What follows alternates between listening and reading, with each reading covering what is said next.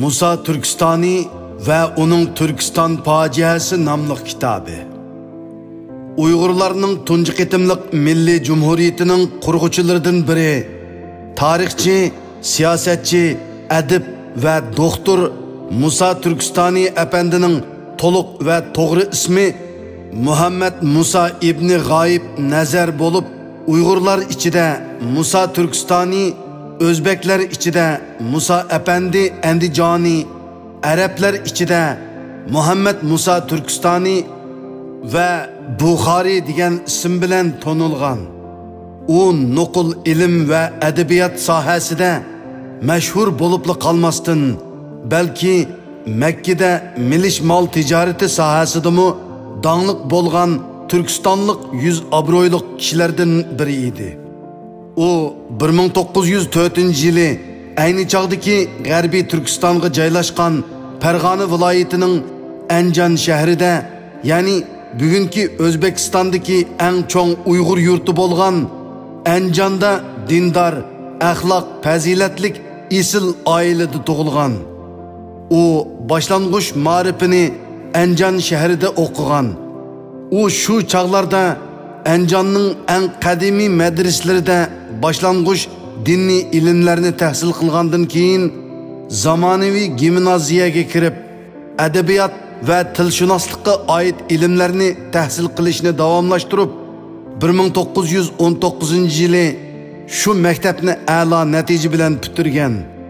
U o'qish bitirgandan keyin Turkiston tarixidagi ashu mushaqqatlik yillarning imkoniyat sharoitlaridan foydalanib, gazet, jurnal ve diniy nashriyat o'rinlarida tahrirlik xizmati bilan shug'ullangan.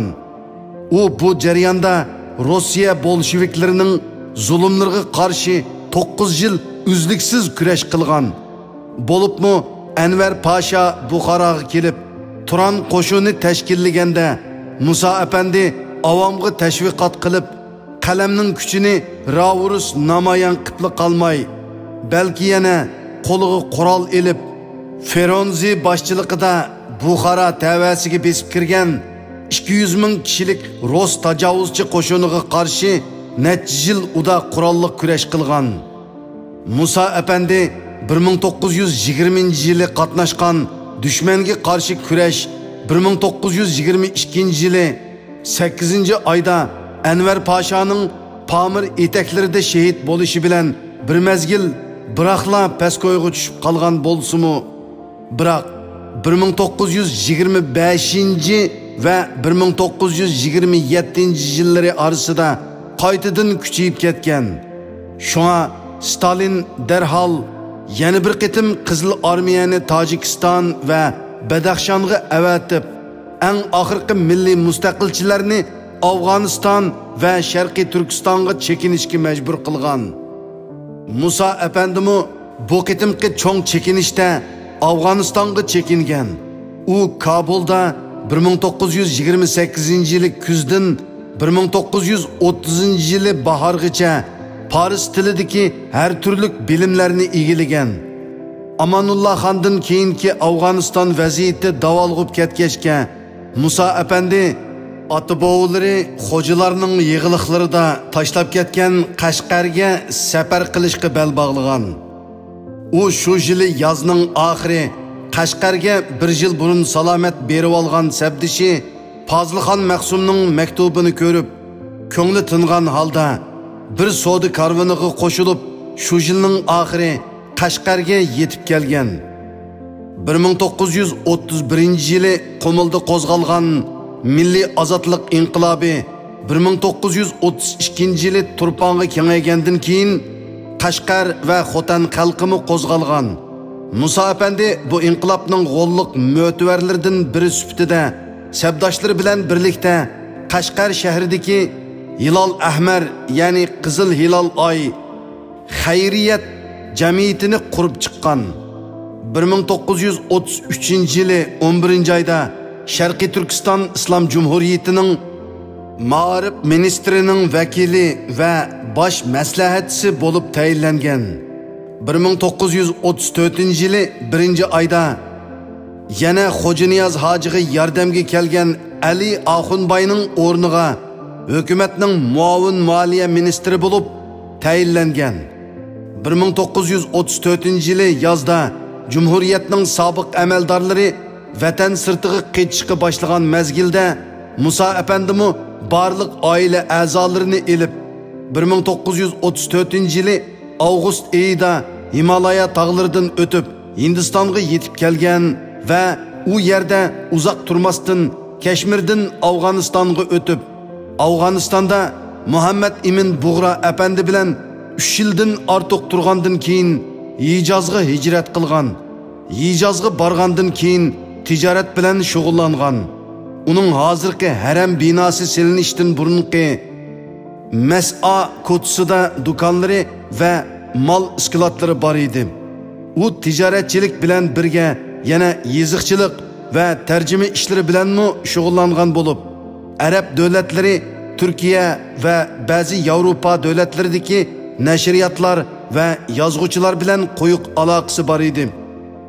U 1937-yildan boshlab avlodlarini yaxshi tarbiyalab bo'lgandan keyin 1969-yildan boshlab barliq tijorat ishlarini o'g'illarga topshirib, iqtisod va tijorat sohasini to'liq tark etib, ibodat, yeziqchilik va tarjima ishlari bilan shug'ullangan.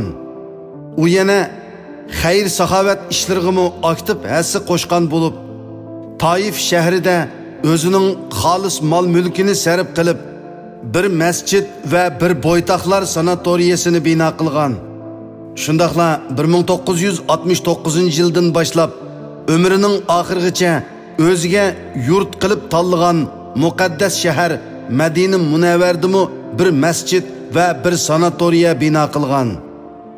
Uning butun umriga nazar solganimizda balaliqidan boshlab 15 yilni uda o'qishda, 15 yilni muborak vatani Turkistonni qo'g'dash uchun islomiy kurash va jihodda, 3 yilni 1937-yili Hijoz ziminiga yerlashganiga qadar shahardan shaharga ko'chib, safar qilishda o'tkazganligini ko'ramiz. Uning yashi bu vaqtda 33 ga yetgan edi. U Saudiya Arabistonda 47 yil yashadi.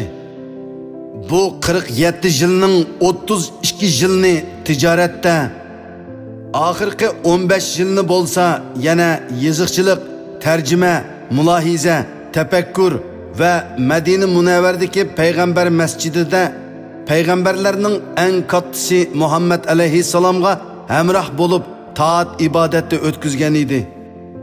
G'ozi Musa Turkistoni Hijriya 1407-yili Safar oyining 28-kuni, milodiya 1986-yili 30-oktyabr juma kuni kechasi Allohning dargohiga ketgan va shu kuni juma namozidan keyin zo'r ko'p sonliq jamoat bilan namozi o'qilib, meyti Jannatul Baqi, ya'ni Baqi bo'stonliqi qabristonligiga dafn qilingan. 2008-yili Sharqiy Turkiston Ma'rif va hamkorlik jamiyati tashviqot bo'limi qarmog'idagi Sutuq Bug'raxon Ma'rif nashriyati nashr qilgan Sharqiy Turkiston fojiasi nomli tarixiy kitob hozirgi zamon Uyg'ur yeziqi bilan besilib, xalq bilan yuz ko'rishdi. Bu kitob biz yuqorida tilga olgan Qashqarda yuz bergan milliy ozodlik qo'zg'olon harakatlari va Sharqiy Turkiston Jumhuriyatining qurilishiga bevosita qatnashgan hamda keyin Hindiston orqali Saudiya Arabistonga ketib, shu yerda yashab vafot bo'lgan Musa apandiga oid bo'lib, asli qo'lyozma holatidagi ismi Turkiston fojiasi edi. Bu asarni shu chaqda ishlatilgan Chag'atoy Uyg'ur yeziqida nashr qilganlar kitobning ismini Buyuk Turkiston fojiasi deb atagan. Avtor bu asrini Ulug' Turkiston fojiasi deb atagan edi. Musa Efendi, ya'ni keyingi vaqtlarda Musa Turkistoni deb nom olgan bu zotning mazkur kitobi 240 batdan tarkib topgan bo'lib, asarni mazmun doirasi bo'yicha 3 bo'lakka bo'lish mumkin. Birinchi bo'likida avtor asosligi o'zining bu aslimisini yezishdagi maqsadi va ideyasini o'tirg'i qo'ygan bo'lsa, ikkinchi bo'liki 19-asrdagi Yoqubbek hokimiyatidan tortib Taki 1934-yili Milliy ozodlik harakati mag'lub bo'lib, Sovet ittifoqining yordami ostida butun o'lka miqyosida Shinsey hokimiyatining tiklanishigacha bo'lgan uzun bir jarayonga bag'ishlangan. Albatta, bu bo'lakning mutlaq ko'p qismi 30-yillarda Qashqarda yuz bergan qo'zg'olon voqealarini tafsiliy aks ettirishga qaratilgan. Asarning oxirgi oz bir qismi qo'zg'olonning mag'lub bo'lishidan keyingi ahvollar, jumladan beg'ishlamalarga ajratilgan. Avtor bu kitobida yana Sharqiy Turkiston Jumhuriyatining qurilishi, mazkur hukumatning ichki tashqi xizmatlari, Hilal Ahmar jamiyatining faoliyatlari, Uyg'ur qo'zg'olonchilari bilan tungallar orasidagi munosabatlar, qo'zg'olonchilar orasidagi ichki munosabatlar ham ziddiyatlar, jumladan istiqlol jamiyatining elib borgan bir qator faoliyatlar haqida tafsiliy uchurlarni bergan. Musa Efendi yana bu aslimi kitobining bosh qismida 1931-yili Qumulda ko'tarilgan Xo'janiyaz hoji rahbarligidagi qo'zg'olonning tez orada butun Sharqiy Turkistonga kengayib, ilgari keyin Xotan, Qashqar, Aqsu va boshqa joylarning qo'zg'olonchilarining qo'liga o'tganligi, Jinshurun boshchiligidagi Xitoy militaristlar hukumatining siyosiy o'zgarish bilan ag'dirilib, uning o'rniga Shinseyning chiqib, qo'zg'olonni bostirish uchun turli chora-tadbirlarni qo'llanganligini o'z ichiga olgan bir qator siyosiy vaziyatni umumlashtirib bayon qilgandan keyin 1932-yili Qumul va Xotan inqilobining ilhomi ostida Qashqardagi bir turkum ziyolilar, taraqqiyparvar, millatparvar diniy zotlar, qo'l hunarvanlar ham tijoratchilardan tarkib topgan istiqlol jamiyati deb atalgan bir maxfiy tashkilot qurilganligini bayon qilgan. Musa Efendi o'zimi mazkur tashkilotning muhim a'zosi bo'lganligi uchun bu tashkilotning a'zolarining tizimligini yaxshi bilgan edi. Uning bayon qilishicha, istiqlol jamiyatiga Qashqardagi Uyg'urlar va Farg'onadan kelib, Qashqarda yerlashib qolgan bir qancha nafar o'zbeklar ishtirok qilgan edi.